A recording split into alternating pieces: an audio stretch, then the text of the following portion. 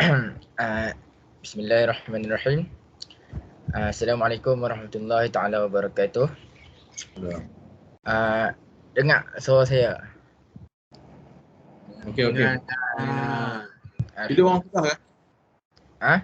Video orang Kedah ke? Saya orang Kedah. Oh. Okey. Alright. Alhamdulillahirabbil alamin wassalatu wassalamu ala asyrafil anbiya'i wal mursalin wa ala alihi wa sahbihi ajma'in.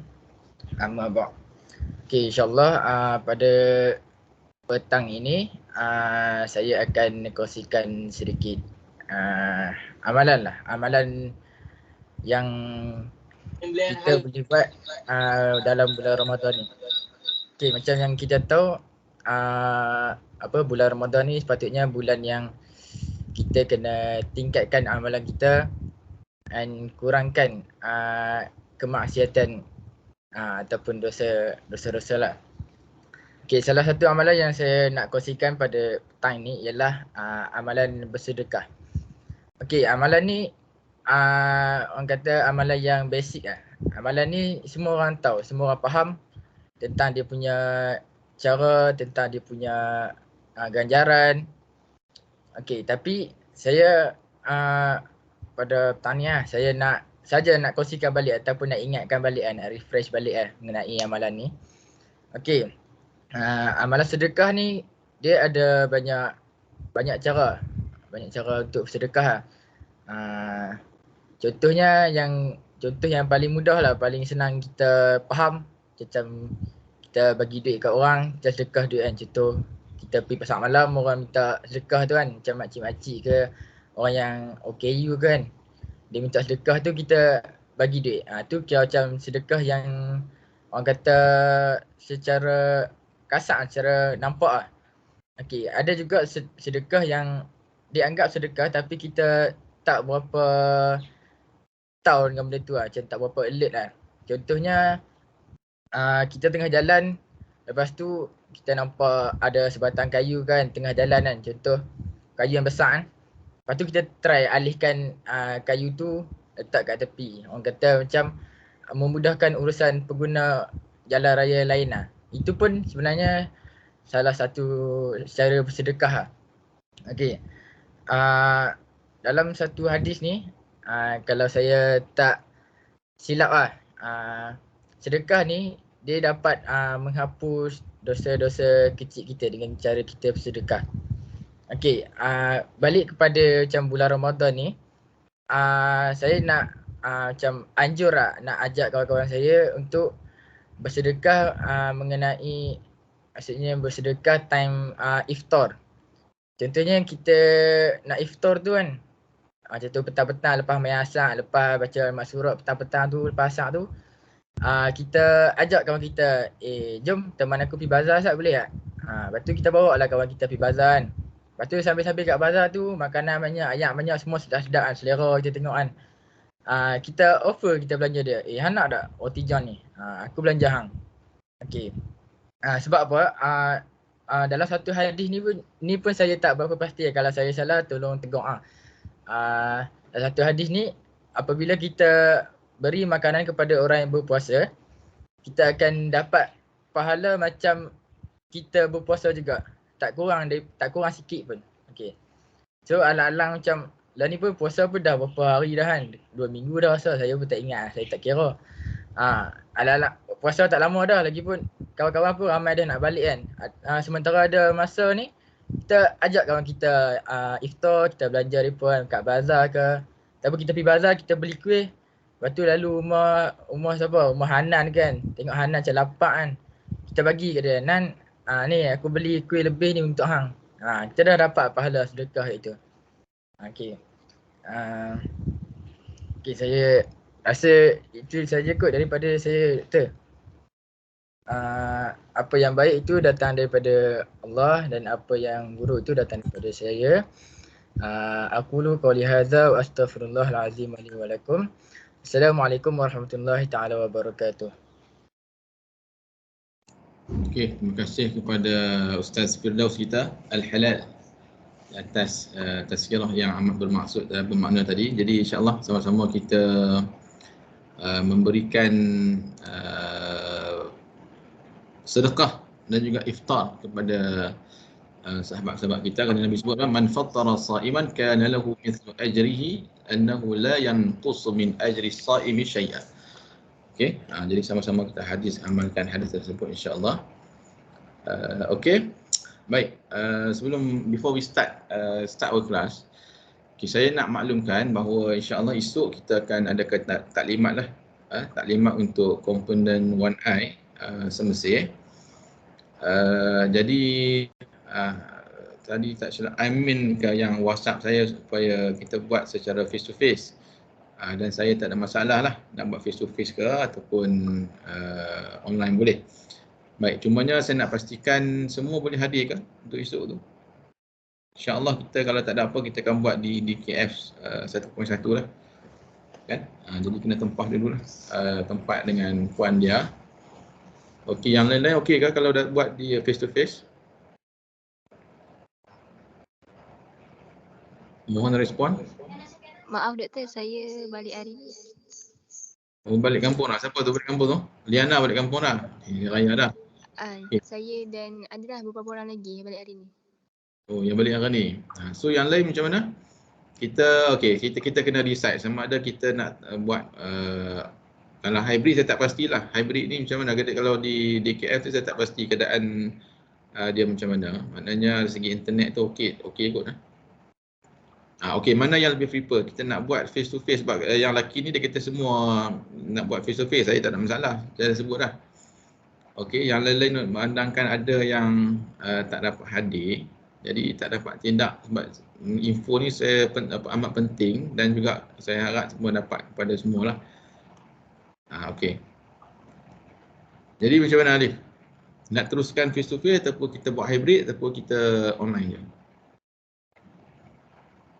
Hybrid doktor. Hybrid boleh doktor.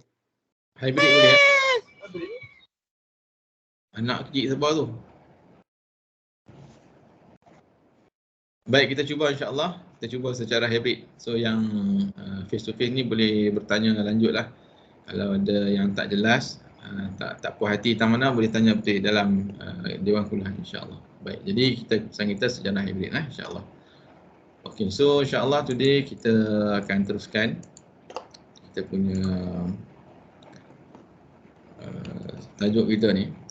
Okey, dan sebelum itu saya nak semua tengok kepada sini lah di course teaching plan kita ni. Sebenarnya weekly teaching plan kita ni kalau tengok kepada tajuk kita sampai kepada tajuk yang week 5 lah hari ni, slaughtering section in MS 1500. Tetapi saya ubah sedikit, maknanya kita because dalam industri sekarang kita industri lebih merujuk kepada MPPHM, Manual Procedure Halal Malaysia yang domestik 2020 bukan 2014. Nak rujuk yang betul lah yang saya bagi itu 2020, yang itu yang terkini. Jadi kita akan tengok dalam slaughtering section dalam MS 1500 dalam MPPHM.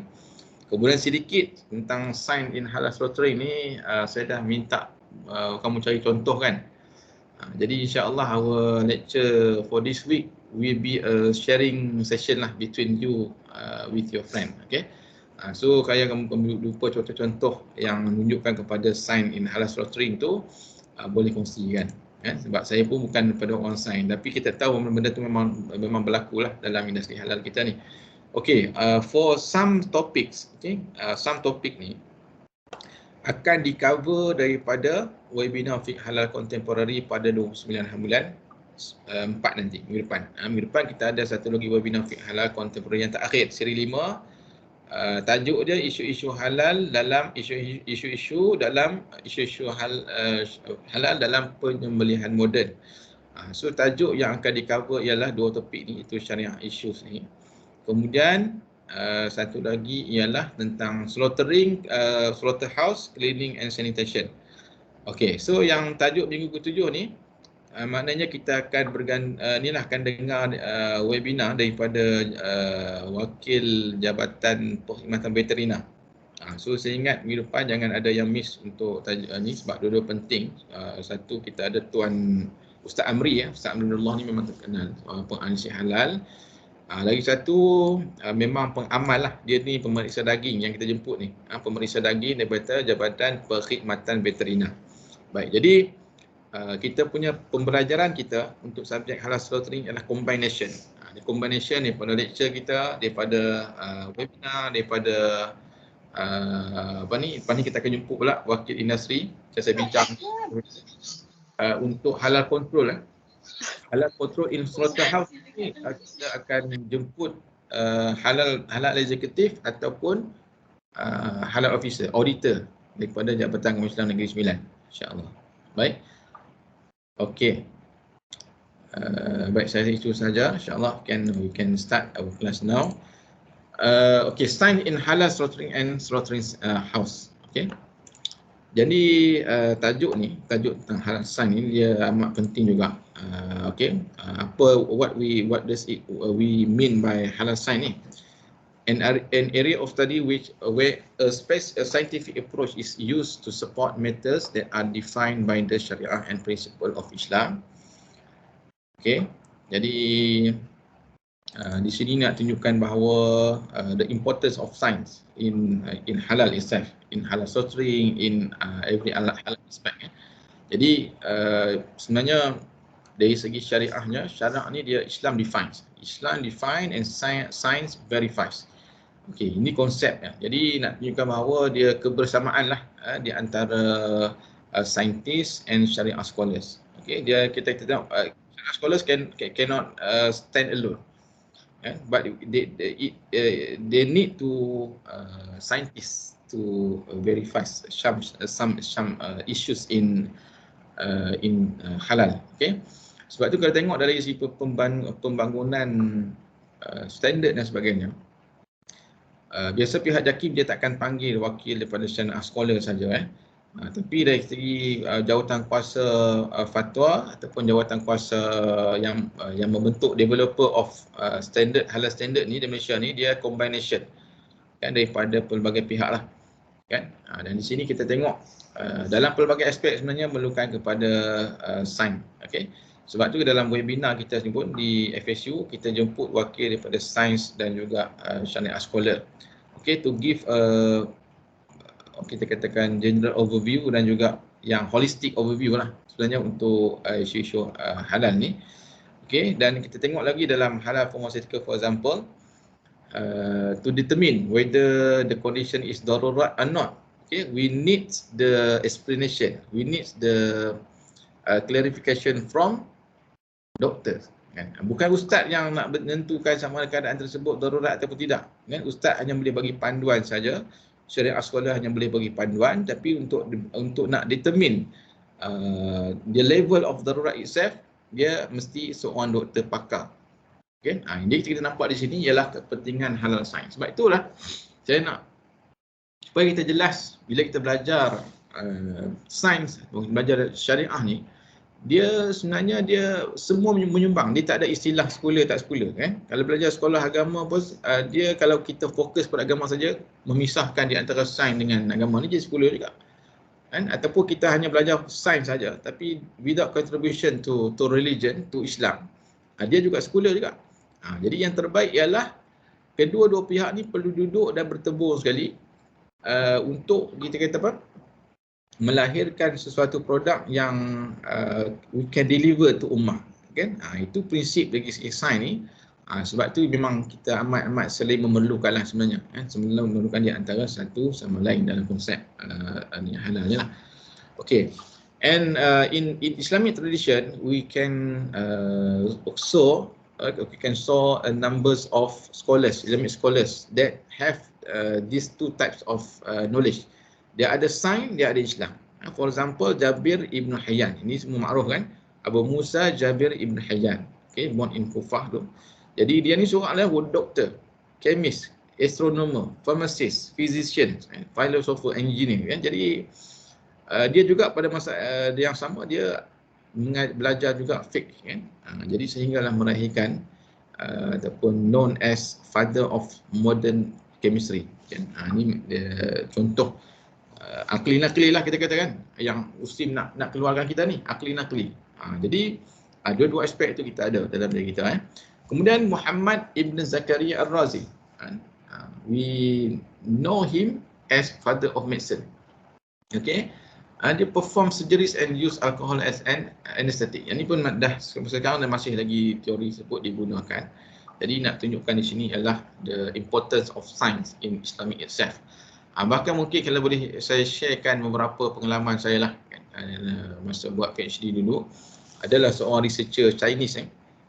Chinese ni kaji, dia do the research on gelatin, alternative gelatin. Okay, kita duk bising tentang gelatin haram-haram daripada babi, tapi kita tak ada usaha nak mengkaji daripada sumber mana. Kan? So Chinese ni kalau ikut relationship dia dengan Islam tak ada apa sebab dia Chinese. Kan? But he do the research on jellyfish. Kan? Jellyfish can produce gelatin. Dia buat memang berkesan dia punya kajian tersebut, dan so we can see that he contribute something significant to Islam and to halal. Okay. Dan sekarang ni saya tengah buat satu kajian tentang pembersihan air mutanajis daripada sumber kumbahan. Kumbahan tu kita rawat dia, kita do treatment. So after several treatment, can we consider that air kumbahan tu as air mutlak or not? So dalam kajian ini, kajian yang saya buat tu, kalau nak berpandukan kepada pandangan orang syariah saja tak cukup. But we need in our team we have one chemist, water chemist kan. Dia pakar kimia air, Dr. Shazar daripada FST, dan hasil daripada analisis dalam makmal yang kita ambil sampel water treatment ni, treated water kumbahan ini, rupanya selepas pada rawatan peringkat ketiga di Indah Water tu, air tersebut kita boleh kategori sebagai air mutlak. Kan, from mutanajis to mutlak water. Okey, jadi nak tentukan mutlak tu kadang-kadang dalam fiqh sebut secara umum lah.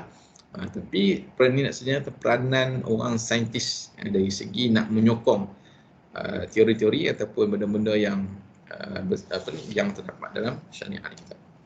Okey, so I have got some findings, scientific finding, with regard to halal soft drink. Nak tunjukkan dia Islam apa tadi kita kata science verifies Islam verifies, kemudian science dia mengukuhkan lagi apa yang telah terdapat dalam Islam sendiri. Okey, a study carried out by Professor William Scholes dalam School of Veterinary Medicine. Ini nak cerita tentang sejauh mana penyembelihan secara Islam ini dia memberikan kesan yang baik, and human or not human. Itu persoalan yang dikaji oleh profesor ni lah. Tajuk dia ialah attempt to objectify pain and consciousness in unconventional captive bull stunning tu, dan juga ritual. Dia pakai ritual secara Islam ni, secara halal. Jadi conclusion dia ialah the Islamic way of slaughtering is the most human method of slaughter, and that captive bull stunning practice in the West causes severe pain to the animal. Ini kan memang perlukanlah scientific method nak tentukan sama ada which one more human. Ada orang kata stunning human, ada yang kata yang syariah more human. Jadi kajian dia membuktikan bahawa Islamic way of slaughtering is more human, the most human method dalam slaughtering ni. Same with research done by Dr. Vicky Modi, kan, head of department at Central Food Technology Research Institute. Dia buat kajian tentang quality comparison of halal meat. Jadi kajian dia kata apa? Meat of animals which are slaughtered according to halal method tend to be softer. Dia lebih lembut sebenarnya compared to the other meats. And also halal method is effective in draining out most of the blood from slaughtered animal. Jadi sebenarnya dalam sembelihan halal sebenarnya bila kita ada hayat mustaqirrah dan Nabi suruh kita lepaskan, jangan ikat semua. Dalam nak sembelih binatang ni jangan kita ikat empat kaki sebab dia tak boleh bergerak. Dia kena buang, at least kena satu dilepaskan supaya dia ada pergerakan. Bila dia shaking tu, pergerakan tu, maka dia akan menyebabkan darah ni dia drain out lebih banyak lah daripada badan daripada haiwan. Okey, so satu lagi kajian Dr. Karuna Chaturvedi, kan, ini semua orang bukan Islam semua buat kajian. Dia kata halal method is more also healthier because after slaughter blood is drained out from the animal arteries, ejecting more toxin and heart continues to pump for a few seconds. Jadi ini kebaikan-kebaikan lah. Bila kata darah keluar banyak sebenarnya, dia leaving less room for growth of microorganism. Sebab tu daging yang kita proses ataupun kita sembelih secara Islam ni sebenarnya lebih tahan lama berbanding dengan daging yang tidak sembelih. Satu lagi kajian dari segi saintifik ialah effect of halal and non-halal slaughtering method on bacterial contamination of poultry meat. Dia ada berkajian tentang inilah ayam lah. Ini kajian orang tempatan, Luqman Idris and others. Kan, dia punya objektif ialah to investigate and compare the effect of halal and non-halal slaughtering method on the quality of chicken. Okay, finding dia apa? Kan, very interesting. Dia finding dia data suggested that non-halal slaughtered chicken could contain more residual blood in the meat that can lead to increase in bacterial count, consequently shorten shelf life. Jadi ini kita tengoklah di antara peranan-peranan sains dalam halal ni. Maknanya halal ni, ya, urusan halal ni kita hanya ikut saja peraturan set by Allah Subhanahu Wa Taala. Kita bukan buat baru, kita mengikut perintah pada Allah Subhanahu Wa Taala. Okey, teknologi in halal slaughtering.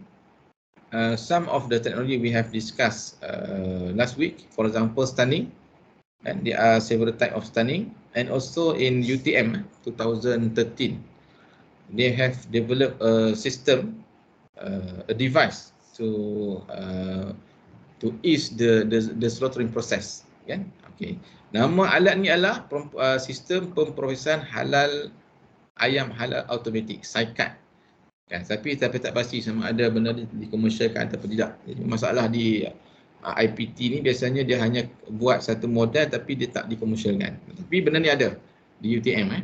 Jadi dia menggunakan kamera berkolagen tinggi untuk merakam bahagian leher ayam disembelih. Sebab isu dalam penyembelihan ni ialah kita nak check sama ada urat tu putus tak putus.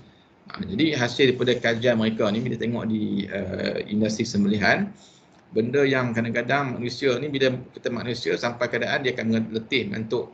Jadi mata tu kabur, kadang tak tampak nak tengok. Jadi dia buat satu alat yang mana dia menggunakan high definition kamera ni. Jadi dia boleh check sama ada urat tersebut putus ataupun tidak putus. Ini contoh-contohlah kita kata inovasi lah dari segi halal dalam halal roasting sendiri. Okey. So kita pun dari segi bila kita memerhatikan kaedah-kaedah sembelihan yang terdapat yang diadu dan by masyarakat kita, komuniti kita, kan, khususnya ketika mana musim-musim perayaan, okey, dia apa yang boleh kita buat satu inovasi? Cuba fikir, kan, kadang-kadang kita nampak isu ni sampai 20 orang nak pegang satu seekor lembu, kan. Jadi apa inovasi yang boleh kita buat supaya nak memudahkan dan juga dia ikut Islamic way of slaughtering lah yang Nabi anjurkan. Okey, teknologi dalam halal slaughtering lagi kita boleh tengok di sini lah. Okey, dia a lot different between Islamic traditional way and also modern way. Okey, kenapa dalam zaman sekarang ni dia jumlah pertambahan ayam tu, dan kadang-kadang kita tak boleh imagine dalam industri ni yang memproseskan 70,000 ekor ayam sehari. Kan, for sure we cannot follow the traditional method in slaughter. Kan? Satu-satu. Jadi mesti gunakan mesin lah. Sebab tu yang timbulnya isu tentang stunning dan sebagainya tu. Sebab untuk nak memudahkan proses kita nak menguruskan ayam yang banyak dalam industri. Okey, ni saya fokus pada ayam saja kerana Malaysia ni kita banyak import. Daging untuk daging-daging lembu tu kita banyak import. Yang tu satu section kita akan tengok pula nanti sama ada daging import ni nak masuk ke Malaysia ni dia adakah boleh bercampur di antara halal haram ataupun disyaratkan yang halal saja. Okey, tapi itu fokus pada ayam. So when we see the technology used in poultry slaughtering, inilah dia. Dia mula dengan hanging, stunning, bleeding, scalding, plucking, kan? Heavy carroting, killing sampailah packaging. Ini yang berlaku sebenarnya dalam industri halal yang kita kata kalau ayam sembelih secara yang ikut proses ataupun ikut halal standard, dia menggunakan kebiasaan akan menggunakan teknologi. Okey. Dan saya ada bincang dengan Alip, kalau ada rezeki insya-Allah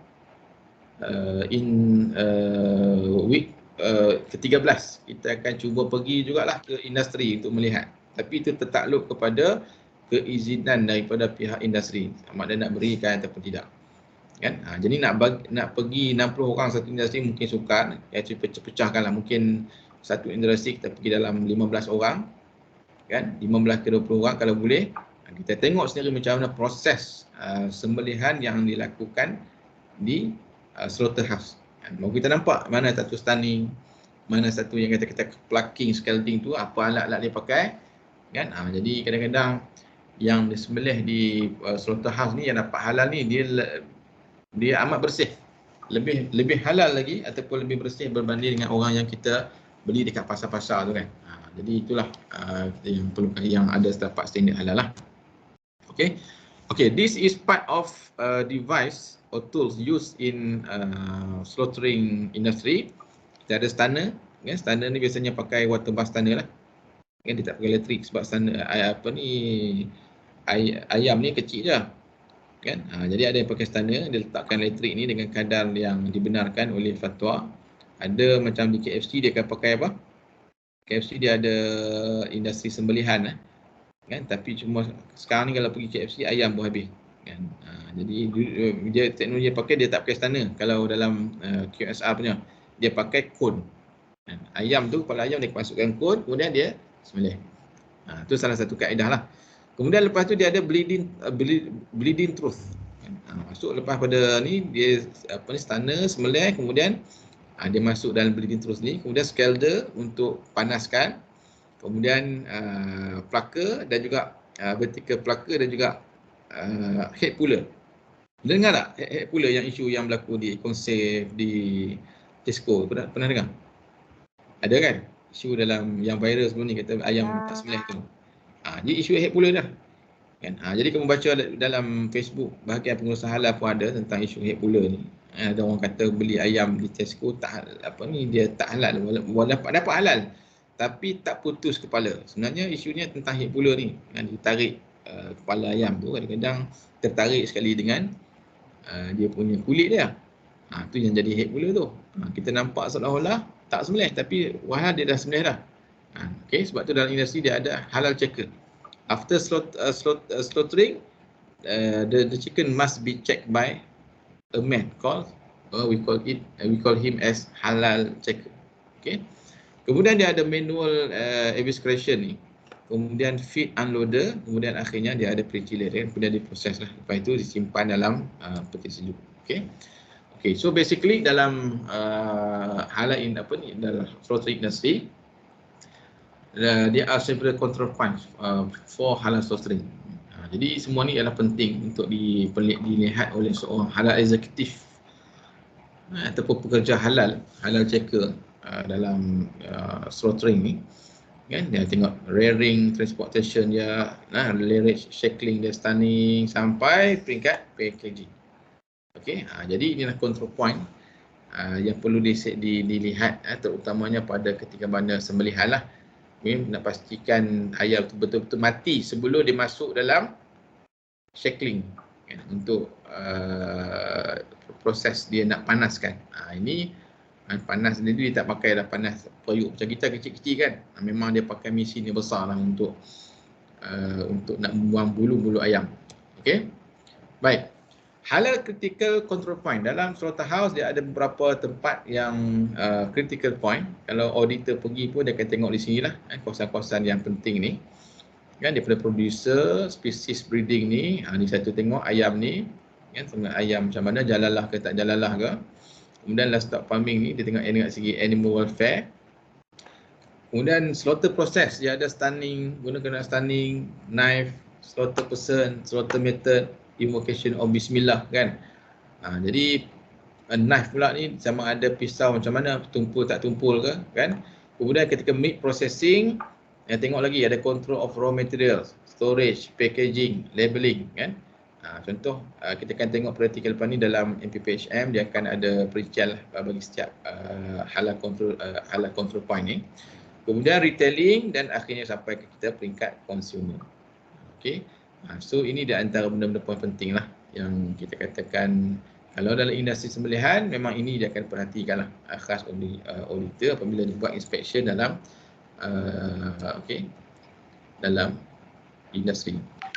Okay, before we go to slaughtering section in Malaysian halal certification procedure, do you want to share any any facts or any information that you gather before yang berkaitan dengan sign dalam sembelihan ni?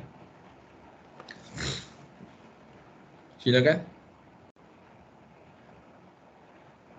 Apa lagi contoh-contoh yang mungkin kamu jumpa sendirilah? Contoh kita kata teknologi ke sign dalam yang melibatkan aspek tersebut dalam slaughtering.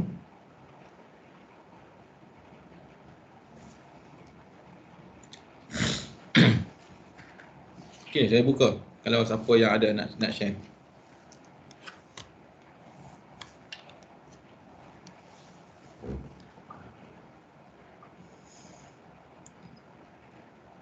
Ada?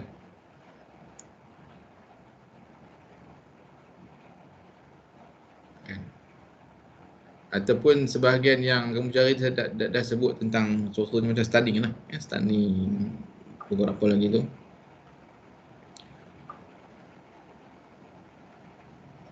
Ada tak ada?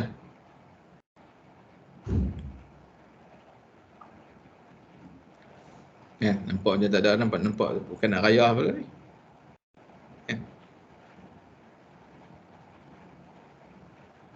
Okey. Kalau tak ada kita jangan buangkan masa. So kita terus kepada slaughtering section in Malaysian Halal Certification Procedure Manual. Baik. Slide berikutnya dalam bahasa Melayu sebenarnya. Kenapa MPPHM ni dia tak ada lagi version yang saya tak jumpa version in English. So kita akan tengok scrutinize every section tu dalam bahasa Melayu lah. Tapi bila jawab nanti, jawab exam kamu kena jawab dalam bahasa Inggeris. Tak ada masalah kan? Jadi penting kita fahamkan dulu terma-terma ataupun section yang penting dalam MPPHM lah. So pastikan you refer to correct MPPHM domestic 2020 sebab dalam internet dia banyak versi. Okay, so we go first to halal certification for slaughterhouse. Okay, jadi kenapa perlunya ada persediaan halal? Ini soalan yang kita katakan soalan yang very easy to understand, but we have to know the objective of halal certification itself. Okay, jadi satu proses bagi memperakui serta mengesahkan kehalalan produk sembelihan yang telah pun dihasilkan. Itulah persediaan halal. Dan bila dapat persediaan halal ni, adakah boleh diragukan lagi ataupun tak perlu ragu? Apa pandangan kamu? Ada orang kata kan, dia dapat halal, persediaan halal pun dia masih lagi ragu-ragu. Ada orang nak buat kajian yang pernah pengalaman itu, orang sudah dia nak buat kajian terhadap produk yang dapat halal dah. Tapi dia nak sahkan lagi sama ada benda tu betul-betul halal ataupun tidak. Kan? Soalannya adakah perlu begitu ataupun tidak?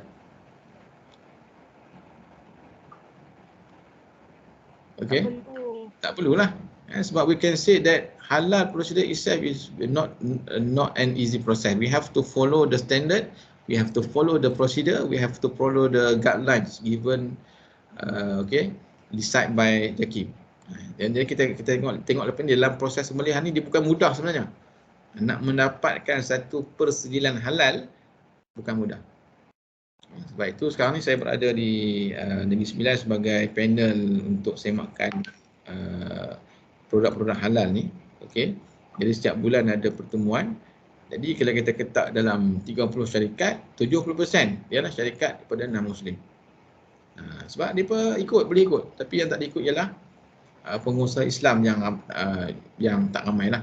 Banyaknya orang non-Muslim ni memang akan apply go to halal certification. Baik, jadi the purpose of halal certification itself is to untuk mengesahkan produk yang dikeluarkan telah melalui kehendak jaminan kualiti, perundangan berkaitan kualiti yang ditetapkan, serta syarat-syarat minimum prestasi selain daripada aspek halal. Okey. Kan, dan kita sedia maklum bahawa proses permohonan sijil halal ni adalah dia secara voluntary, kan, bukan compulsory. Sebab tu kalau jumpa yang tak sembelih pun, maknanya kalau dia tak ada logo halal, kita pergi beli juga. Itu kita tak ada tanggungjawab siapa-siapa lah, sebab dia memang dia tak ada logo halal. Kan? Contoh macam isu katil daging, yang katil daging di Johor tu, isunya apa? Isunya daging tu memang bukan daging halal, kan? Cuma masalahnya ialah dia telah pun fraud, kita buat halal logo fraud, yang memalsukan yang tak halal tu ditempel halal.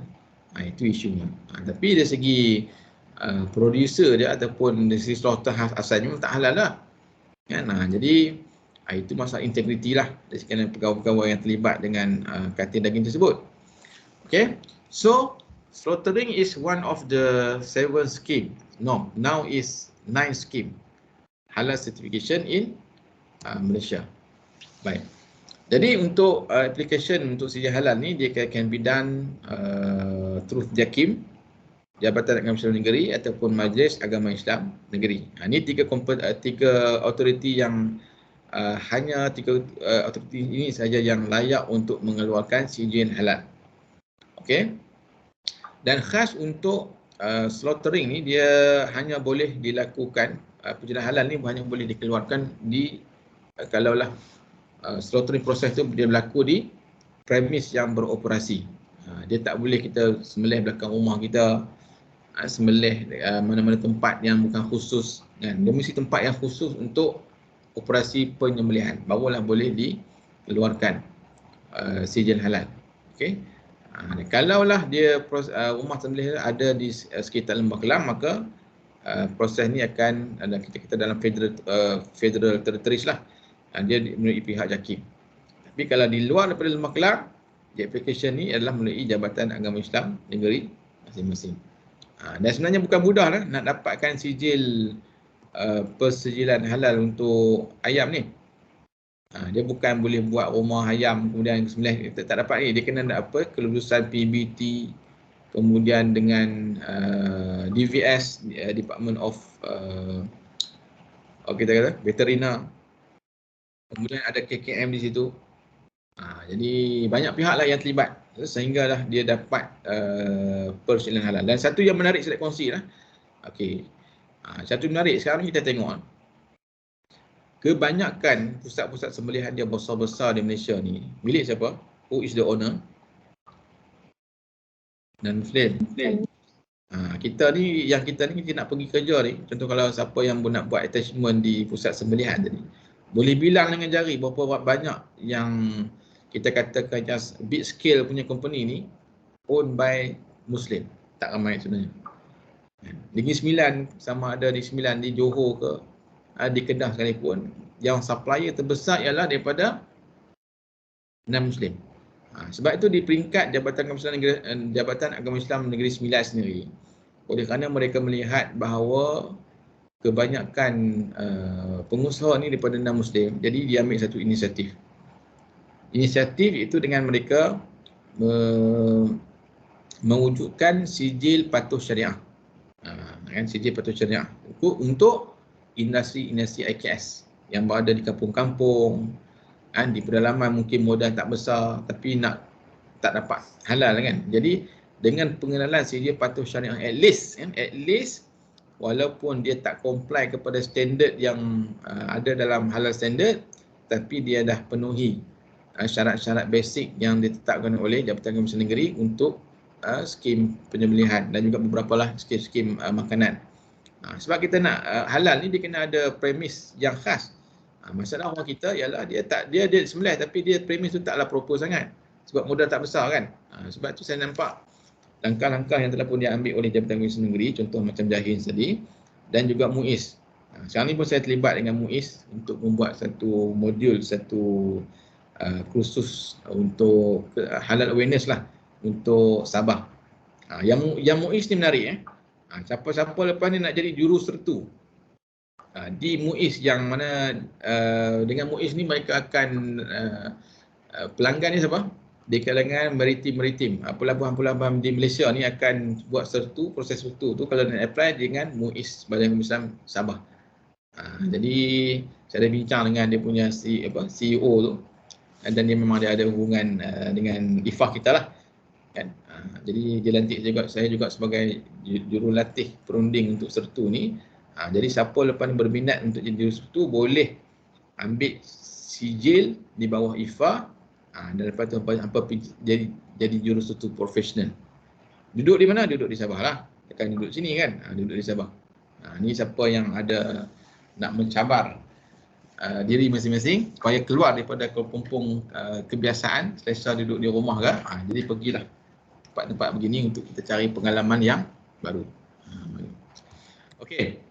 So Malaysian Halal Certification Scheme, I think most of you have know this one. Now we have 9 scheme.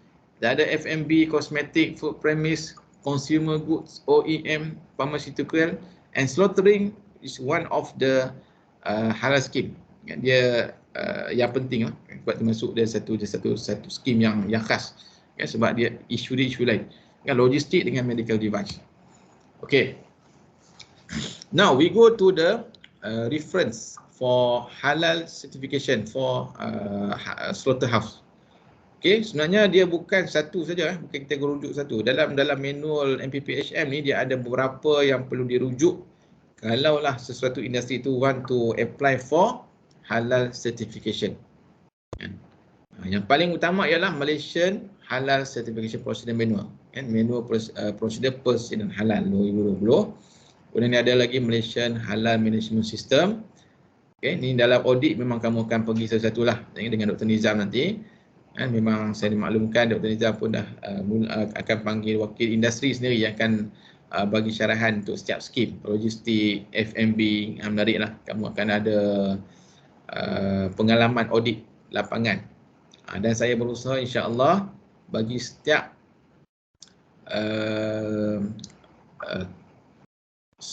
kita katakan topik-topik yang diajar oleh pihak industri ni, kita akan cuba sediakan sijil supaya kamu banyak sijil kan. Sijil audit F&B ada, sijil audit logistik ada, sijil audit apa lagi, pharmaceutical ada. Jadi insya-Allah banyak sijil. Mudah-mudahan keboleh pasaran kamu pun meningkat insya-Allah dengan rezeki Allah Taala tentukan. Okey, kemudian kita kena rujuk juga kepada MS 1500. Yang terbaru ialah 2019 third revision kan. Dan juga kena rujuk juga dengan 1500 2009 second revision. Jadi semua ni adalah dia antara standard-standard yang dirujuk juga dalam persijilan rumah sembelihan. Okey. Kemudian not only halal standard, not only MPPHM, we have also to refer fatwa. Jadi fatwa ni penting juga kan? Jadi fatwa semuanya isu sekarang ni ialah fatwa ni digazet ataupun tidak digazet lah. Dan untuk maklumat semua, JAKI bukan ni lah, bukan badan fatwa. Dia hanya menyelaraskan untuk menjadi orang tengah koordinator untuk fatwa. Muzakarah di peringkat kemasaan itu hanyalah satu pandangan hukum kan. Jadi nak endorse ke peringkat negeri, siapa yang ada kuasa, dia ada power siapa? Negeri kan, Jabatan Kemasyarakatan Negeri lah, ataupun Majlis Kemasyarakatan Negeri. Jadi bila endorse oleh Jabatan Kemasyarakatan Negeri, barulah benda tu boleh diguna pakai fatwa tersebut di negeri masing-masing. Tapi biasanya pandangan muzakarah ni dia akan dipertimbangkan lah di peringkat negeri. Jadi sebab tu kadang-kadang kita tengok dalam satu fatwa dia ada berbagai pandangan lain pula. Ada yang kata halal haram kan, kadang halal, ada haram, kadang-kadang halal sama ada dua halal, kadang-kadang halal satu halal satu haram. Kenapa berlaku begitu? Kerana pandangan ahli jawatan kuasa fatwa berbeza di antara pusat dengan negeri. Jadi itulah isu yang berlaku. Tapi saya rasa isu yang different of fatwa, contradiction of fatwa ni dia dah kurang lah. Sebab dalam peringkat nasional kita ada perbincangan lah Bila ada muzakarah, semua mufti akan datang. Dengar taklimat ni. Jadi situ boleh berdialog dan sebagainya. Jadi biasanya fatwa sekarang ni dia akan tak macam dulu dah. Jadi dia akan banyak samalah di antara setiap negeri. Okay, other than that, we also have to refer to relevant laws, acts, guidelines, circular. Saya ingat kamu ambil subjek dengan Sir Afifi kan? Alami kan? Halal legal control. Dia banyak acts dan juga laws yang berkaitan ni. Di dalam 300 entiti yang terlibat sebenarnya dalam enactment undang-undang ni yang saling berkait di antara satu sama lain. Akta immigrationnya, kan? Akta customnya, kemudian beberapa lagi lah, Food Act, kemudian Animal Act dan sebagainya. Jadi perkeliling itu semua boleh dirujukan dalam industri halal. Baik. Okay, now we go to the types of industry for halal soft drink. Okay, ada 3 jenis, 3 kategori dalam MPPHM ni. Pertama ialah kategori kecil. Industri penyembelihan dia skala kecil, kemudian skala sederhana, okay, middle size, kemudian ada big yang besar. Baik, jadi how to differentiate between these 3 categories? Kita tengok kepada jumlah sembelihan harian. Itu yang menentukan skala ni besar ataupun kecil. Kan? Tapi macam saya sebut tadi lah, kebanyakan yang kecil-kecil ni milik siapa? Milik orang Islam lah. Kita ni banyak. Kenapa tak boleh kita pergi besar macam Chinese? Sebab isunya dari segi makanan ayam, kan? Jadi walaupun kita buka, tapi kalau supply ayam tu daripada siapa, makan ayam daripada siapa, kan? Jadi kadang-kadang kos yang meningkat dan sebagainya, dia tak boleh nak cover. Kalau yang big punya company ni memang dia bila dia bela dalam jumlah yang besar, jadi kos-kos yang itu dia akan turut menurun lah, sebab dia boleh beli dalam harga yang borong, kan?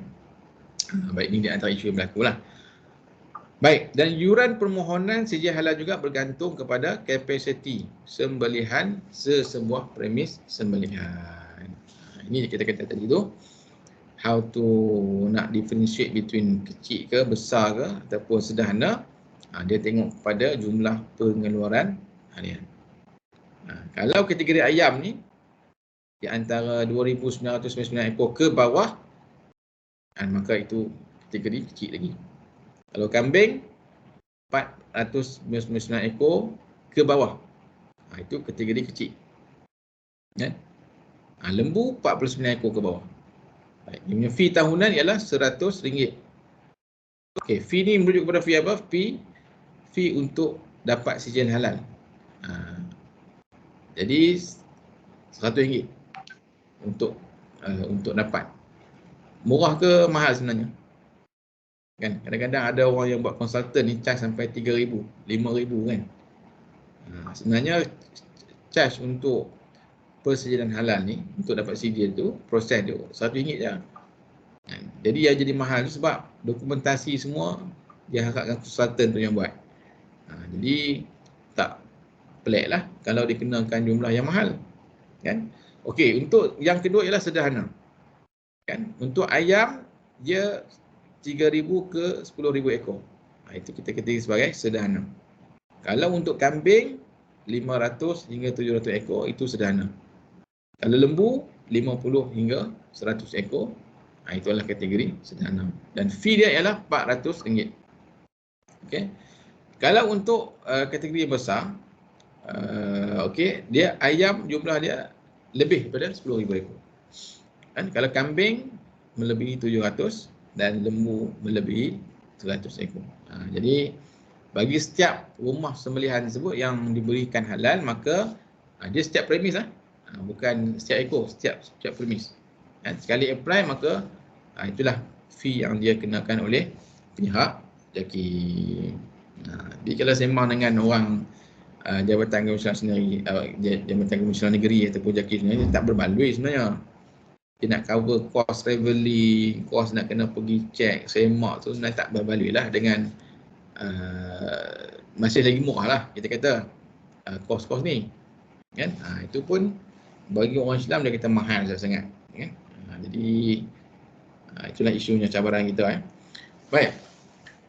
Kemudian untuk skim rumah persembelihan, sijil halal ni hanya diberikan pada premis sembelihan yang dikhususkan untuk menyembelih dan memproses binatang secara komersial saja. Bukan kalau kita sembelih secara runcit kan. Untuk skala kecil, bukan untuk sendiri-sendiri lah kita kata tu, maka ia tak layak lah sebenarnya untuk dapat skim halal ni.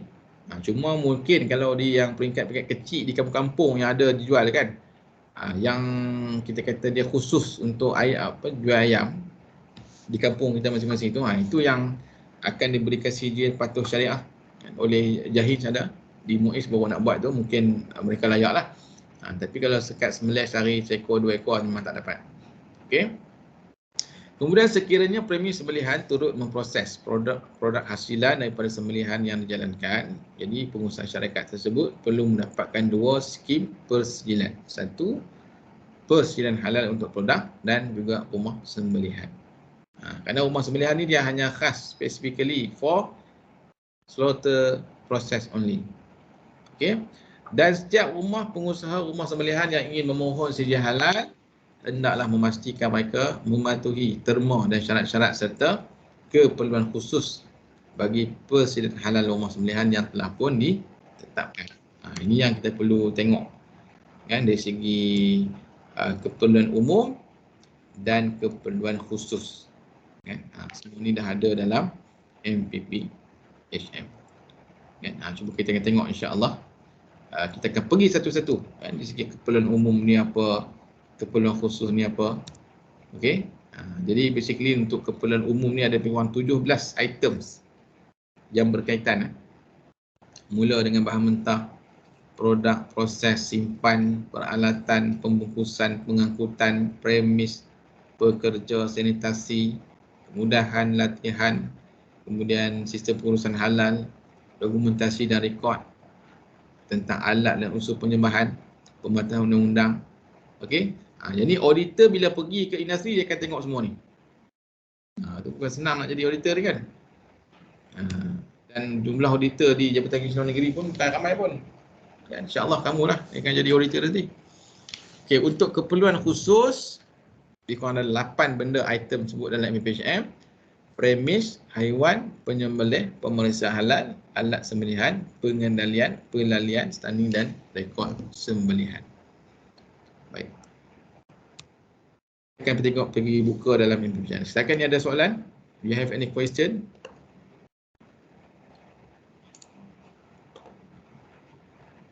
No, Doktor. Faham kan? Siapa yang cita-cita nak buka pusat sembelihan? Kaya jadi ni kalau jadi buka pusat sembelihan ayam ni.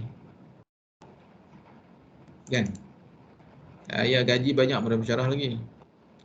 Kan pensyarah ni gaji kecil jangan berat tahu. Jadi nak kaya, nak jalan sana sini maka bukalah bisnes. Insya-Allah kan peluang bisnes ni besar. Okey, ada kita sembang sikit siapa yang berkeinginan jadi entrepreneurship ni. Yang saya tengok dalam rekod saya tu Isha dah. Isha Nurina nak jadi halal entrepreneur. Betul Isha? Balik boleh apa? Isha dah Isha. Ya, saya. Betul kan? Kamu nak jadi usahawan apa halal bidang apa, kosmetik ke ataupun ayam ke? Tak pasti gitu. Tapi saya tengok cita-cita masa you tulis tu nak jadi usahawan halal kan? Oh, saya ke Doktor? Saya tak ingat. Ya, tak pakai tulis ya? Masa tu main tulis. Sekarang ni ada cita-cita tak?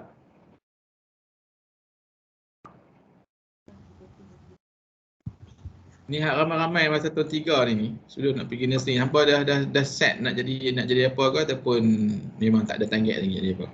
Kita kena ada target sebenarnya. Jadi bila kita ada target ni, mau kita akan polish kita punya skill kita dalam bidang tu. Contoh kita kata nak pergi ke, nak jadi halal slaughterman dekat Australia kan. Jadi kita kena dah adalah skill ataupun basic-basic yang penting tu. Dari segi apa, pengurusan halalnya, sijil-sijilnya, kemudian bahasanya kan. Kita pergilah. Kemudian bersedialah untuk berhadapan dengan cabaran dalam rumah sembelihan ni. Okey. Ada siapa nak buka pusat sembelihan ni? Dalam ni. Hafizuddin dengar kata yang ada pusat sembelihan. Dia berniaga ayam ke, berniaga ayam sekok-sekok ke ataupun sembelih? Adin?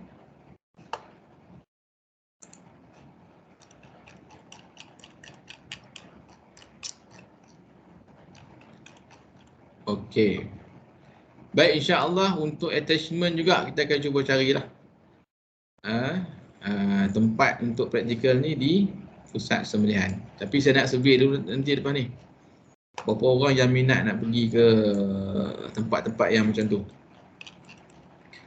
Sebab sekarang ni untuk yang praktikal ni yang kita dapat offer ni saya setawai lah. Ni esok tetap petang je. Kita dah dapat offer daripada MACD. MACD nak terima semua sekali.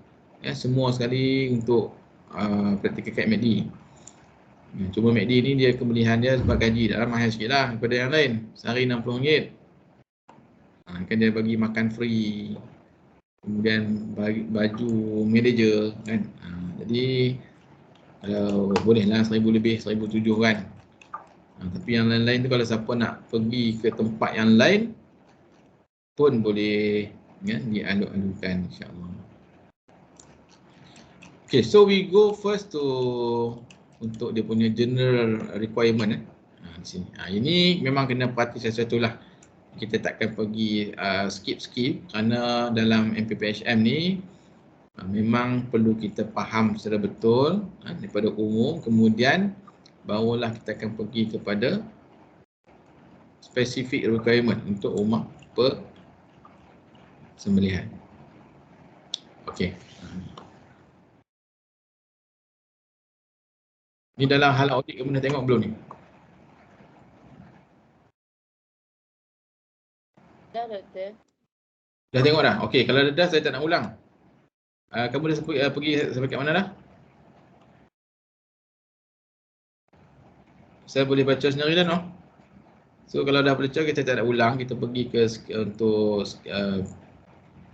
untuk yang spesifik kepada rumah sembelihan lah. Dan sudah tengok sampai mana dah? Sanitasi, kemudahan, kebajikan pekerja. Dah habis dah. Dah habis dah? Senang je tak? Okey. Untuk skim persijilan rumah sembelihan, Dr. Nizam dah sentuh belum? Belum. Okey, so kita tengoklah. Kita yang umum kalau kamu dah tengok dah, saya tak ulang balik lah. Okey. Sebenarnya kalau dalam sembelihan ni kamu boleh sembelih ayam seekor atau lembu seekor tu dah okey dah tu kan. Yang ni teknikal lah. In case saya nak kerja bismi ke, nak kerja tukang sembelih ayam kat mana-mana tempat ke dengan reban ayam tu.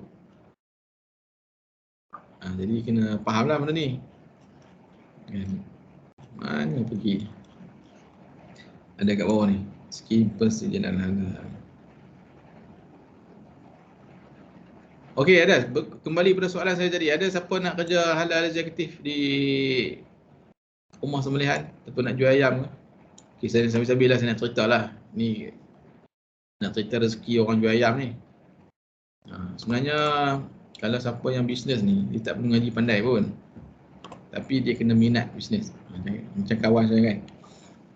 Kawan saya ni, nak kata banding saya ni, cara saya pandai lagi lah. Wah, angkat dari. Tapi itulah, dari segi result kita bukan dari segi result tu, nak banding result ni mantap. Kan, akademik dia memang agak ni lah. Tapi hari ni, dia mula bisnes dulu dengan dia proses ayam kakak dia buka pusat ternakan ayam. Lepas tu dia jual lah ayam tu. Buat proses ayam je. Kan? Satu ayam dia boleh untung dalam 1 kilo lah, tak silap saya. RM1 je. Kan RM1. Tapi kalau seekor dalam 2 kilo dan RM2. Tapi sehari-hari dia boleh jual ayam dalam 2,000 ekor. Kan 1,000 ke atas lah. Dia proses je. Dia tak bela ayam pun. Yang bela orang lain. Dia proses. Jadi bayangkan kalau sehari boleh proses 1,000 ekor tu minimum lah. Kalau tu musim perayaan ni lagi banyak lah. Kan every dalam 2,000 ekor. Bayangkan kalau seekor tu dapat RM2, darab lah. Darab dengan RM2, darab dengan 2,000 ekor. Tu dia punya gaji dia sehari RM4,000. Bayang darab dengan sebulan. Banyak tak? Sebab tu kalau siapa nak berniaga ayam sebenarnya tak perlu ikut, tak perlu ambil lah sijil syariah industri halal ni.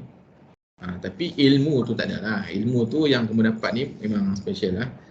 Cuma siapa nak join dalam industri ataupun bisnes proses ayam ni juga bagus. Dan bagus lagi kalau boleh buka ayam. Buka reban ayam, buka penternakan ayam. Itu lagi bagus lah. Tapi yang tu kena modal besar sikit. Okey. Tak payah cuma berniaga. InsyaAllah. Dan dia ni daripada bisnes ayam tu, sekarang ni dah buka satu lagi bisnes baru. Iaitu bisnes kedai hardware. Dulu kedai hardware di kampung kami tu banyak Cina lah. Dan sekarang ni Cina pun tak boleh makan. Banyak orang Melayu boleh beli kat dia. Jadi daripada bisnes ayam tu dia kembangkan lagi buka dalam hardware. Jadi kawasan saya duduk di Kulim di Maham tu, kebanyakan ambil dengan dia lah. Jadi rumah pun boleh buat cash. Ini nak ceritanya rezeki orang berniaga. Jadi kita kena letakkan minda kita supaya kita jangan kerja makan gaji dah. Kan, jangan semua nak jadi halal eksekutif je. Tapi kerana ada minda satu orang mungkin yang minat bisnes ni boleh terajui dalam minda bisnes halal ni. Kan? Tapi nak dapat tu kita kena cari pengalaman dululah. Boleh kerja dengan orang tapi kalau boleh nak mengharapkan kerja lepas ni kan, walaupun kita kata ada keperluan dari segi industri halal, tapi siapa yang minat bisnes saya amat galakkan untuk kita join bisnes supaya kita memenuhi fardu kifayah. Kan? Saya nak cerita bab pengalaman berniaga pun ada juga sikit kan, tapi nak ceritanya pengalaman yang sikit tu saya dapat tengok bahawa bisnes ni memang dia menguntungkan. Kan? Banyak sebagainya saya cerita dalam Facebook lah kan. Tapi siapa baca-bacalah, tak baca tak apalah. Kan? Tapi nak ceritanya pengalaman bisnes ni memang dia menarik untuk kita dapat penyenaan lah. Okey. Skim rumah sembelihan kita tengok di sini dalam MPPHM. Okey, baik. Syarikat dan pemohon adalah terdiri daripada rumah sembelihan haiwan halal bagi tujuan komersial di bawah kategori poultry, ayam itik, puyuh, angsa, ayam Belanda, burung unta dan burung pati ataupun ruminant. Ini yang skim sama ada poultry ataupun ruminant. Kemudian rumah sembelihan adalah memiliki skim persejilan veterina ataupun surat perakuan ataupun surat sokongan yang masih sah daripada JPV. Jadi rumah sembelihan memang dia kena dapat persejilan veterina. Nak pastikan supaya haiwan tu ataupun ayam tu, lembu yang sihat untuk disembelih. Kan? Kena dapat dulu. Jadi veterina dulu barulah kita boleh proceed dengan untuk skim persejilan halal. Kemudian setiap pengendali makanan hendaklah memiliki sijil latihan pengendali makanan daripada institusi yang diiktiraf oleh KKM. Ini bagi sesiapa yang berada dalam industri latihan makanan memang kena dapat dulu. Kita katakan training lah untuk pengendali makanan ni, food handler. Okey. Kemudian pengendali makanan adalah mendapatkan suntikan vaksinasi anti-typhoid yang masih sah daripada pengamal perubatan berdaftar. Jadi nak kerja di pusat sembelihan pun dia kena dapat suntikan ini supaya nak pastikan orang yang sihat lah bekerja dalam industri. Baik, Ini yang saya sebutkan tadi. Kalau kita nak dapatkan persijilan halal, dia bukan semudah ABC ya. Kadang-kadang orang kata dah dapat halal pun dia diragui lagi. Sebenarnya nak dapat sijil halal tu susah sebenarnya. Sebab tu yang orang Islam banyak dapat sebab dia pun boleh patuh. Yang bukan Islam ni dia ingat sebab dia Islam lah. Dia pun tak apply kan. Jadi dia ada keperluannya ialah keperluan MS, kemudian Animal Rules 1962, kemudian Akta Akta Binatang 1953, Akta Rumah Sembelihan. Kalau di Sabah dia ada Ordinance Sabah Slaughterhouse Rules, kemudian Akta Makanan, Peraturan Makanan 1985, Peraturan Kebersihan Makanan, dan juga lain-lain perundangan dan peraturan terkini termasuk pihak pengurusan oleh pihak berkuasa tempatan PBT. Ni saya dah tengoklah di satu pusat sembelihan di Lukut kan. Jadi kalau tengok tu memang spek dia memang bagus lah, bersih lah. Bersih sebenarnya dalam rumah sembelihan yang dapat sijil halal ni. Dia bukan boleh buang darah tak tahuan halal tau. Darah tu dia perlu dikumpulkan dalam satu tong yang khas. Kan kalau kita tengok sembelih biasa ni dia tak dapat halal ni, dia pakai drain out dalam kat tepi-tepi longkang macam tu je. Tapi kalau untuk rumah sembelihan dia kena ada satu tong khas untuk simpan darah, tak boleh buang dalam longkang, tak boleh buang dalam sungai. Jadi darah tu pergi mana? Darah tu kalau tanya dengan orang pusat sembelihan ni akan ada orang kutip. Kutip dia buat apa tak tahulah. Tapi memang akan ada orang beli, ambil benda tu. Dia buat apa wallahualam. Jadi sampai tahap itulah dia nak jaga kebersihannya. Kemudian keperluan pekerja Muslim hendaklah dipatuhi dan MHMS hendaklah dilaksanakan secara berkesan dengan memenuhi elemen yang berikut. Bagi dinasti besar dan sederhana, apa kena ada? Minimum 2 orang penyembelih dan seorang pemeriksa halal. Halal checker kena ada. Minimum. Ini yang kecil. AKS ni kalau dapat halal dia kecil tapi kena ada 2 orang penyembelih. Kemudian berjawatan tetap dan hendaklah dilantik dan bertugas sepanjang tempoh operasi ataupun shift. Maknanya setiap shift ada 2 slaughterman yang bertugas waktu itu. Kan? Kalau tiba-tiba seorang waktu audit pergi tengok tinggal seorang, tak lepas tu dia akan dapat NCR. Ini yang berlaku lah dalam industri. Sebab tu ini di antara peluang kamu lah nak jadi halal eksekutif ke, penyembelih ke ataupun pemeriksa halal ni. Okay. Kemudian eksekutif halal hendaklah dilantik di setiap cawangan premis. Eksekutif halal dia tak sembelih ayam, dia hanya semak di sisi dokumentasi. Kalau untuk slaughter tu dia orang lain. Kan? Tapi sudah tentulah eksekutif halal ni kena pandai juga lah sembelih kan. Okey. Kemudian jawatan kuasa halal dalaman hendaklah ditubuhkan bagi setiap premis dan setiap cawangan premis yang mempunyai pengurusan operasi berbeza. Jadi kalaulah dia ada cawangan-cawangan premis yang lain, jadi setiap dia kena ada lantik di sini jawatan kuasa halal dalaman bagi setiap premis tu. Dia tak semestinya datang daripada eksekutif halal, boleh juga dari kalangan pekerja Muslim yang ada, boleh menganggotai jawatan kuasa halal dalaman. Dan halal insurance system dia kena dibangunkan dan dilaksanakan berdasarkan manual MHMS. Lepas ni saya ingat dengan Dr. Nizam kena tengoklah MHMS macam mana nak bangunkan halal insurance system. Yang tu akan diberikan secara praktikal lah dalam kelas. Okey. Kemudian untuk dinasti kecil, minimum seorang penyembelih dan seorang pemeriksa halal. Yang tadi industri sederhana kan, besar dan sederhana. Industri kecil, minimum seorang penyembelih dan seorang pemeriksa halal berjawatan tetap. Dia perlu dilantik oleh syarikat dan hendaklah bertugas sepanjang tempoh operasi ataupun shift. Dan untuk industri kecil ni dia kena ada penyelia halal. Kalau ada banyak cawangan, kena lantik penyelia halal di setiap cawangan. Dan juga kena ada halal internal committee, halal halal committee dia kenalah dibangunkan. Kalau yang besar ni dia panggil HAS, halal insurance system. Kalau halal internal committee ni untuk industri yang kecil. Baik, kita tengok pula kepada keperluan khusus tambahan. bagi rumah sembelihan. Okey, pertama, segi premis. Ya, macam kita sebutkan tadi, rumah sembelihan hendaklah dikhususkan untuk aktiviti sembelihan haiwan halal sahaja. Dia tak campur aduk kan, haiwan halal haram dicampur tak boleh.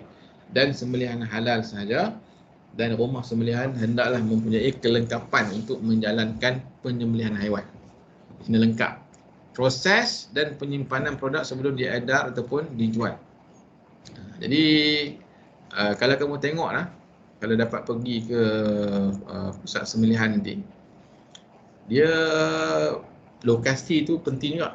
Lokasi kita nak memilih pusat sembelihan tu, dia kena tengok juga, bukan lokasi dalam kawasan perumahan.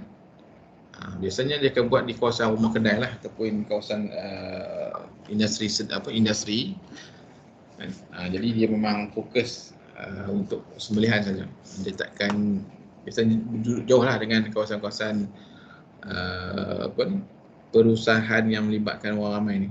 Okay. Dan untuk sembelih ni biasanya dia akan sembelih waktu malam. Sebab tu saya fikir kalau kita nak pergi ke lawatan nanti tu, kan? Sebab kenapa waktu malam, kena lawat malam? Sebab mereka ni dia hantar ayam yang fresh biasanya ke kedai-kedai. Jadi dia mula proses waktu mungkin pukul 10, pukul 11, kan? Awal pagi tu dia kena hantar dah ayam ni kepada pelanggan-pelanggan dia. Sebab tu dia mula sembelih waktu malam. Yang jarang ada lah kalau pusat sembelihan waktu dia sembelih waktu tengah hari ke, kan. Sebab nak hantar tu takut ayam busuk. Okey. Baik. Rumah sembelihan hendaklah direka bentuk dan dibina bagi memudahkan pembersihan dan penyahjangkitan serta mempunyai kemudahan dari segi ruang yang mencukupi. Contoh tempat pemunggahan, kan. Sampai tempat pemunggahan, kemudian turunkan ayam, kan, letakkan ayam di satu tempat yang khas. Kemudian dia akan, lepas tu biasanya akan pergi ke pusat sembelihan lah. Dia sembelih situ dengan stana, kemudian ayam tu dia akan naik gantung-gantung turun, mati semua, merendam dalam air panas, kan. Kemudian untuk proses. Kemudian dia akan ada satu macam fridge lah, tempat penyimpanan sementara sebelum dia agihkan ke pelanggan-pelanggan. Di biasa rumah sembelihan memang ada beginilah. Dan di samping itu dia kena ada tempat pengurusan sistem pepejahan, sistem pengolahan effluent.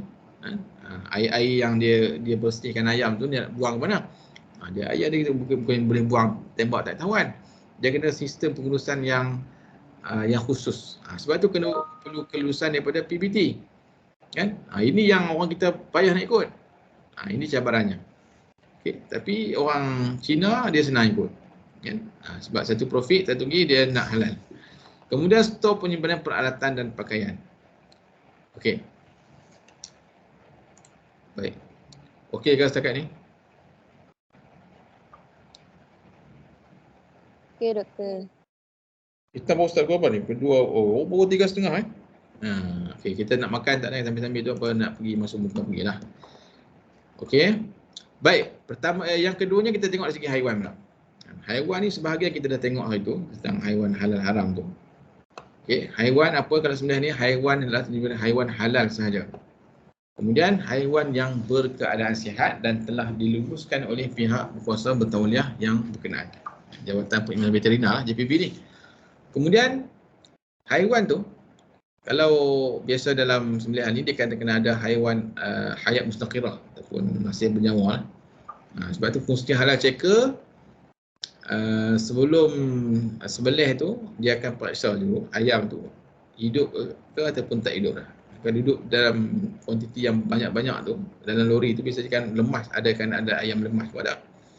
Jadi ini dah integriti ni. Kalau kita jadi halal checker ke halal slaughter ni, integriti tu penting. Selain kita makan gaji, dan kita nak jamu orang ni lah, biar jamu yang halal lah. Sebab tu kalau di rumah sembelihan, walaupun dia ni seorang penyembelih, seorang kerja biasa, tapi dia tetap kena ikut segi halal awareness ni. Supaya nak pastikan integriti halal tu berlaku, bukan sekadar untuk dia nak lepaskan dapat gaji, tapi yang penting ialah kita memenuhi fardu kifayah, kan. Dari sini, poin sinilah orang akan bagi makan. Orang ustaz akan makan, cikgu akan makan, anak-anak kecil akan makan. Jadi pentinglah orang yang bertugas di frontliner lah, kita katakan frontliner untuk pusat sembelihan ni. Kemudian haiwan hendaklah dikendalikan dengan baik dan memastikan kebajikan haiwan terpelihara. Okay, jadi ini merupakan penggunaan stunning tak stunning tu di antaranya isu pembahasan di sinilah. Baik, penyembelih.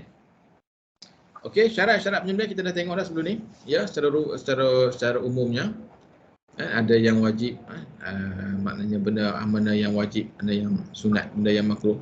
Baik, dari segi penyembelih sendiri, pertama ialah kalau di Indonesia dia kena seorang Muslim yang waras. Kamu waras tak ni? Dalam ni semua waras tak? Waras kan? Waras. Balik, memang balik dah. Mengamalkan ajaran Islam. Kan? Solat 5 waktu tak tinggal. Kalau nak jadi seorang penyembelih ni. Mempunyai pemahaman dan pengetahuan mengenai peraturan dan syarat asas berkaitan penyembelihan dalam Islam. Agak-agak kalau kita bagi lembu seekor kat kamu, boleh sembelih tak? Lepas kita tengok cara sembelih tu. Yakin tak nak sembelih?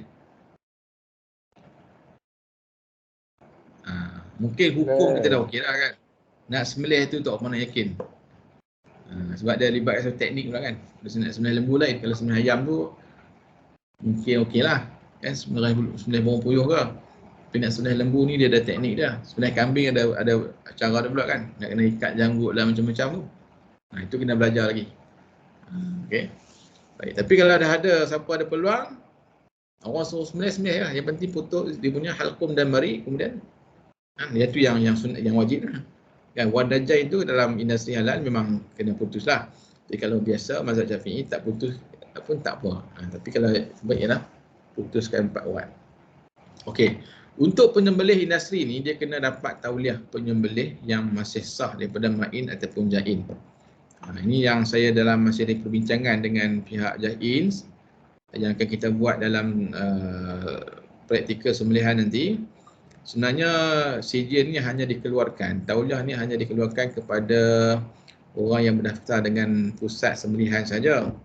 Pelajar-pelajar ni dia bukan dia tak attach dengan mana-mana pusat sembelihan. Tapi walau bagaimana insya-Allah kita akan cuba juga dapat supaya kamu ada sijil lah. Kan sijil tauliah penyembelih tu, bagaimana nak tahu kan, boleh pakai sijil untuk sembelih lembu kat New Zealand ke, kat Brazil ke. Ada rezeki kan, pergilah. Baik, kemudian penyembelih hendaklah memastikan haiwan masih bernyawa, hayat mustaqirrah. Mustaqirrah ni dia ada nyawa lagi, bukan mati dah ketika penyembelihan dilakukan. Dan inilah yang menjadi orang kata apa? Indikator kepada penggunaan teknik-teknik sembelihan moden dalam stunning ke ataupun dalam thoracic stacking ke kan. Itu kita tengok hayat mustaqirrah. Baik, kemudian bilangan penyembelihan adalah mencukupi untuk memastikan sembelihan dapat dilaksanakan dengan sempurna ke atas haiwan. Dan penyembelih boleh bergilir ataupun bertukar tugasan dengan pemeriksa halal yang memiliki tauliah penyembelih yang masih sah. Baik, cumanya dari segi industri dia ada kadar sampai berapa ekor sembelih dia kena berhenti. Dia tak boleh proceed. Aku boleh, yakin boleh. Kan? Dia ada had maksimum yang dia kena berhenti. Dia kena rehat. Kan? Setiap sampai jumlah tersebut, maka dia kena tukar penyembelih. Jadi maksimum kalau penyembelih ni dia hanya boleh sembelih maksimum 3,000 ekor. Banyak ke sikit? Kan? Sebab tu dalam kalau tengok orang sembelih di industri, dia tak boleh lambat macam kita. Lambat macam kita. Sebab apa? Sebab ayam ni digantung mula-mula, gantung kaki. Kemudian dia punya mesin tu berjalan. Jadi kalau lambat sembelih, pisau tumpul, itu yang jadi tak sah tu. Jadi dia kena betul-betul cekap. Cekap untuk sembelih ni. Dia tak boleh pusing banyak kali sampai putus kepala ke nak tak. Dia potong tu yakin. Potong, yang penting putus. Dia punya halqum marik dengan wadajah itu. Sap 3,000 ekor. Kan? Baik. Dan untuk ruminant, kalau disembelih lembu, yang maksimum dia boleh pergi 50 ekor. Kemudian dia kena rehat. Sebab dia, kenapa dia yakin tetapkan begini? Sedangkan dalam syariat tak ada pun. Ini untuk nak menjamin lah dari segi fokus kan. Fokus kita untuk sembelih ayam ni dia boleh pastikan ayam tersebut adalah ayam yang halal. Okey. Baik, penyembelih. Lagi 10 minit kita berhenti insya-Allah. Kan? Jadi berpuasa kan. Letih juga ni. Okey, minum ayam tak boleh. Baik, kita pergi kepada pemeriksaan halal. Ni halal checker Okey, dalam kita nak buat praktikal sembelih nanti, kena ada juga halal checker ni. Maknanya fungsi dia akan nak memeriksa semula sama ada urat yang disembelih tu ketika mana proses sembelihan tu putus atau tidak. Ini fungsi halal checker. Okey, jadi untuk halal checker ni persyarat-syaratnya dia hendaklah seorang muslim yang waras, baligh, mengamalkan ajaran Islam, mempunyai kefahaman dan pengetahuan mengenai peraturan dan syarat asas berkaitan penyembelihan. Kemudian pemeriksa hendaklah memiliki tauliah penyembelih. Dia pun kena ada tauliah juga yang masih sah daripada ma'in dan penjai sekiranya turut terlibat menjalankan penyembelihan. Dan bilangan pemeriksa hendaklah cukup dan berada di tempat checkpoint. Sebab tu, okey, bila di mana kedudukan halal checker ni? Saya nak tahu.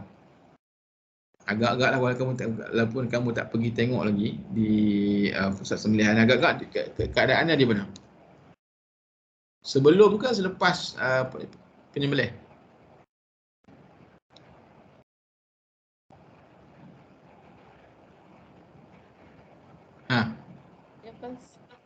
Mesti dah selepas dia check sebab dia nak check apa ni urat tu. Kan? Dia duduk lepas pada penyembelih. Ya? So penyembelih dia masuk stana, water bastana tu. Lepas tu sembelih. Lepas tu halal checker di sebelah slaughter tu untuk nak check dari segi urat tu putus tak putus. Kan? Dan daripada sinilah yang saya sebut tadi yang teknologi UTM pakai tu. Sebab kadang-kadang ayam tu dia akan jalan kan. Jadi kadang-kadang kalau seorang halal checker tak cukup, dia nak ni. Lepas tu kena 2-3 orang. Yang UTM buat tu nak tengok betul-betul alat ni memang dia boleh pakai kamera HD punya kamera tu nak suluh betul-betul pastikan urat halqum marik tu memang putus. Okey. Baik. Jadi tugas untuk halal checker ni kan dia buat apa? Dia kena pastikan haiwan yang masih bernyawa ketika sembelih dilakukan. Saluran pernafasan halqum putus dengan sempurna. Kemudian urat marik putus, kemudian wadajain kan pun putus, dan haiwan ni dikena pasti mati dulu sebelum proses aktiviti seterusnya. Dia kena mati dulu. Dan kalau kamu pergi nanti yang saya bagi tu untuk kita tengok isu-isu kan. Cuba pastikan. Kadang-kadang ayam tu tak mati lagi. Dan tambah pula nak raya ni orang ramai, datang pelanggan ramai. Jadi kadang-kadang oleh kerana integriti dan juga nak keuntungan lebih ni, kadang-kadang ayam tak mati lagi, lepas sembelih dia terus masuk dalam air panas. Kan itu kira bangkai lah. Kan? Kemudian pelalian stani tidak menyebabkan kematian dan keretakan pada tengkorak haiwan. Ini bentuk kes lembu lah kan. Kalau dah kerja di pusat-pusat ruminan tu, dia akan kena cek supaya tak mati dulu. Kalau kita kata orang yang tak ada integriti, lembu mati pun matilah. Kan? Dia nak dapatkan keuntungan. Tapi tidak. Sebab tu dalam untuk halal checker ni kerja ni bukan kerana untuk kita dapat gaji saja, tapi ialah nak dapatkan keberkatan, nak lepas lagi orang boleh makan makanan yang halal. Haiwan yang tidak sempurna sembelih dan tidak mematuhi syarat pelalian stunning hendaklah diasingkan serta dilabelkan sebagai tidak halal. Okey, siapa tahu biasa ayam yang mati kerana tak cukup syarat ni dibawa ke mana?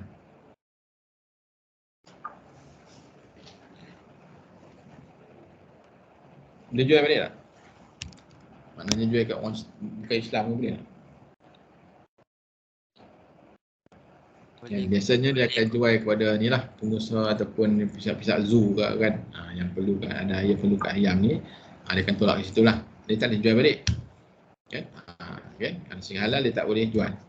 Dia perlu dilupuskan. Baik, dan pemeriksa boleh bergilir ataupun bertukar tugasan dengan penyembelih sekiranya memiliki tauliah penyembelih yang masih sah. Okey.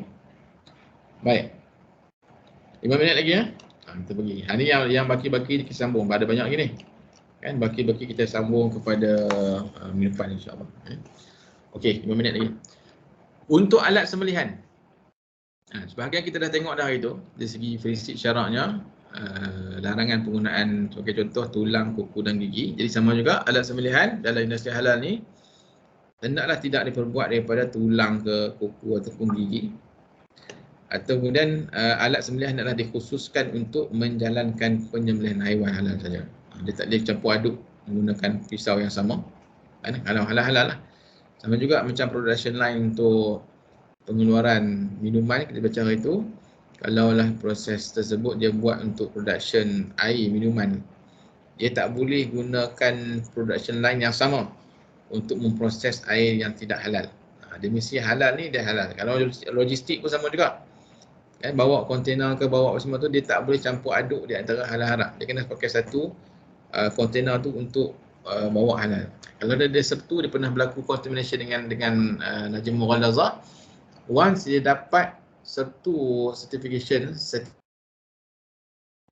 lepas tu dia tak boleh berubah dah untuk kembali kepada membawa benda-benda ataupun campur aduk dengan benda-benda yang haram tadi. Okey. Kadang-kadang kita tengok dalam lori, dalam lori tu kadang dia kalau hukum syarak, dia suruh syarak tak apa. Sebab dia mungkin kita letak dalam plastik yang berbeza, kan? Contoh kita bawa daging yang haram dengan halal, duduk plastik beza, hukumnya boleh makan tak? Ayam satu plastik, yang haram ni satu plastik, tapi tak campur. Kalau hukum syariah boleh makan tak?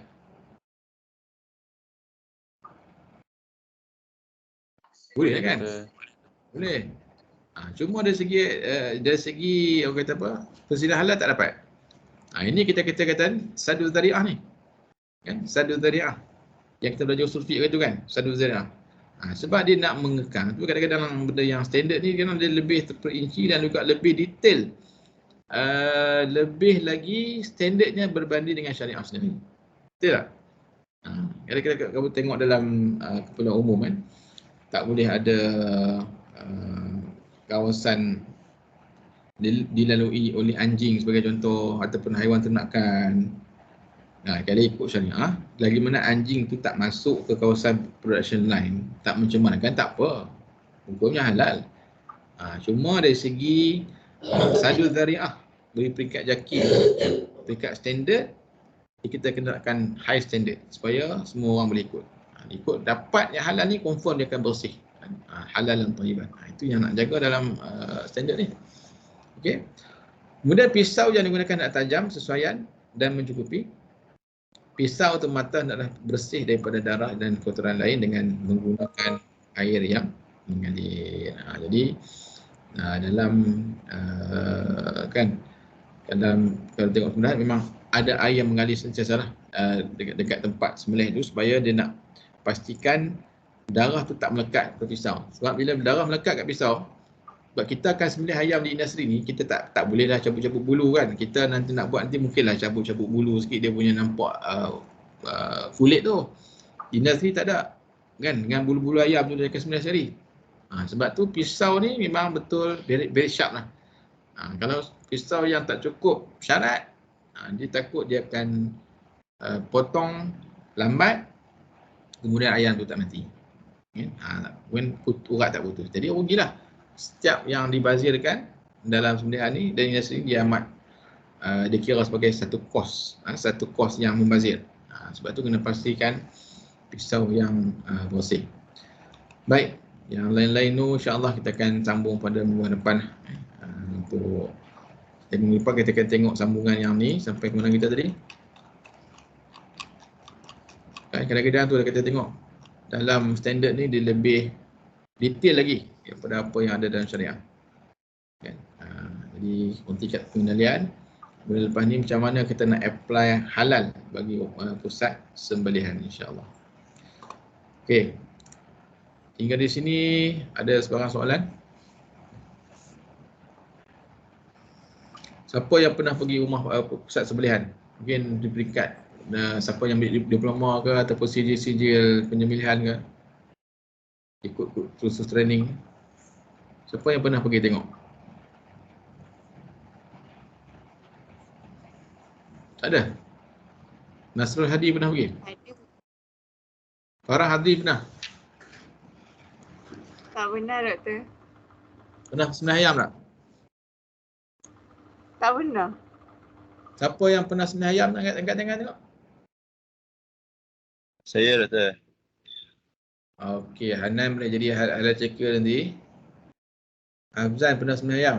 Oh, mungkin Azan ni ayah dia buka kedai makan, sembelih ayam lah. Amir Hakim pernah, Ilham Najmi pernah. Hal lain makan ayam ni. Hari tu kupon McD apa dah makan tak? Dan doktor, dan. Ah, Dan. Tapi kena beli kan? Kena beli hak lain baru boleh pakai kupon tu kan? Macam mana? Betul. Dia tak boleh pergi tukar je. Okey, baik. Siapa yang pernah sembelih lembu? Ayam kecil kan? Lembu, siapa pernah sembelih lembu? Kat kampung dia jadi pasal Aidil Adha ke sembelih lembu, pernah tak? Tak pernah Tak, sembelih tak. ke? Tak pernah. Siapa yang pernah terlibat dengan pernah. pengendalian lembu korban? Cuba angkat tangan tengok. Tak kira lah pegang tali ke, pegang kaki ke. Kan tukang duduk atas lembu ke. Okey, 3 orang. Hak lain 4 orang. Hak lain makan daging korban je. Okey, setakat saya nak tanya lah bagi yang pernah terlibat dengan pengendalian daging korban ataupun haiwan korban ni. Apa isu-isu syariah yang biasa ada lah dalam komuniti kita?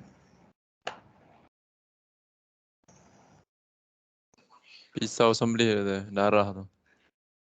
Darah lagi. Sembelih, dari segi sembelih sendiri. Sembelih sebelah ke ataupun memang ada pakai tirai ke? Ada sebelah menyebelah doktor. Sebelah Yang tu maknanya dia ada tutup tak dengan penghadang ataupun pakai sembelih asalkan apa? Sembelih sebelah asalkan mati lah. Dia ada jarak sikit je. Kan?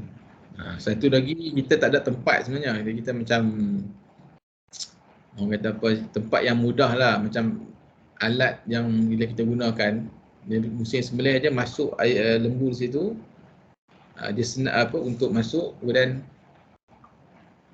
senang cakap ni lah tempat untuk sembelih apa, alat sembelihan memudahkan proses sembelihan lah, tak ada lagi kan.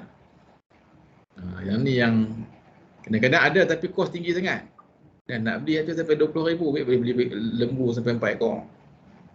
Inilah cabaran kita lah, macam mana nak pastikan supaya kadang-kadang hak kita sembelih sendiri, orang Islam sendiri dia tak ikut pun sunnah tu. Tapi dalam industri dia ikut apa-apa yang disarankan sebab apa? Sebab standard. Tapi kita peringkat komuniti kita tak ada standard. Dia tak tampuk lagi dengan bid'ah-bid'ah yang lain. Nak sembelih kurban kena mandi dulu, dan macam-macam lah. Jadi itulah isu-isu berlaku, insyaAllah. InsyaAllah next week kita akan sambung pula segi yang tadi tu, pengendalian dan lain-lain, insyaAllah. Okey, ada soalan lagi?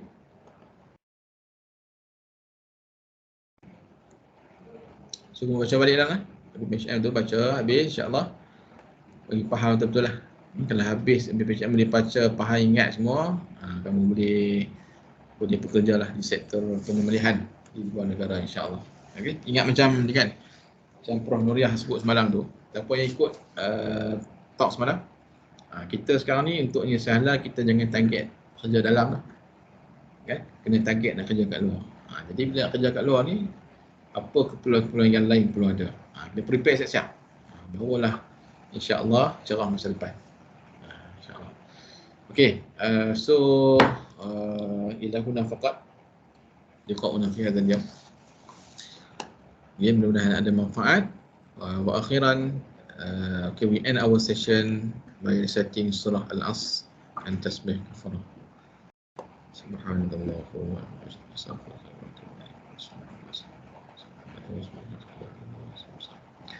Okey, selamat berbuka puasa. Jaga diri masing-masing. Assalamualaikum warahmatullahi wabarakatuh. Waalaikumsalam. Thank you doktor.